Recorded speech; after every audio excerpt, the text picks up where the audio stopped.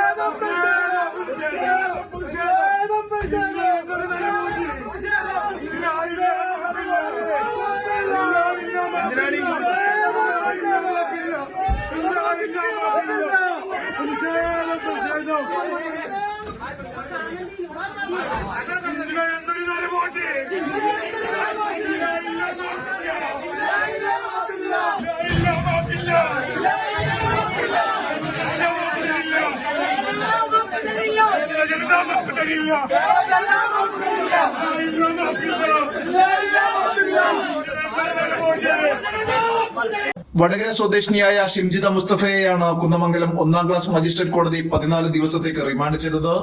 കോഴിക്കോട് ഗോവിന്ദപുരം സ്വദേശി യു ദീപകിന്റെ ആത്മഹത്യയിലാണ് ഷിംജിതക്കെതിരെ ആത്മഹത്യാ പ്രേരണ കുറ്റം ചുമത്തി പോലീസ് കേസെടുത്തത്. വടകരയ്ക്ക് സമീപത്തുള്ള ബന്ധുവീട്ടിൽ നിന്നാണ് ഷിംജിതയെ കസ്റ്റഡിയിലെടുത്തത്. കൊയിലാണ്ടി താലൂക്ക് ആശുപത്രിയിൽ എത്തിച്ച് വൈദ്യപരിശോധന പൂർത്തിയാക്കിയ ശേഷം ഷിംജിതയുടെ അറസ്റ്റ് രേഖപ്പെടുത്തി പ്രതിയുടെ തന്നെ കുന്നമംഗലം കോടതിയിൽ ഹാജരാക്കി. ദീപകിന്റെ കുടുംബത്തിന്റെ പരാതിയിൽ കേസെടുത്തതോടെ കഴിഞ്ഞ ദിവസം ഷിംജിത ഒളിവിൽ പോയിരുന്നു. ഇവർ സംസ്ഥാനം വിട്ടതായും സൂചനകളുണ്ടായിരുന്നു. ഇതിന്റെ പ്രതി മുൻകൂർ ജാമ്യാപേക്ഷയുമായി കോടതിയെ സമീപിക്കുകയും ചെയ്തിരുന്നു. ഇതിന് പിന്നാലെയാണ് ബുധനാഴ്ച ഉച്ചയോടെ ഷിംജിതയെ പോലീസ് കസ്റ്റഡിയിലെടുത്തത്. News desk news 99. 35 വർഷത്തെ വിശ്വസ്ത പാരമ്പര്യവുമായി എന്നും എപ്പോഴും കൂടെയുണ്ടെന്ന വിശ്വാസം. Basith wedding mall, Basith arcade, Poonkottukulam, Tirur.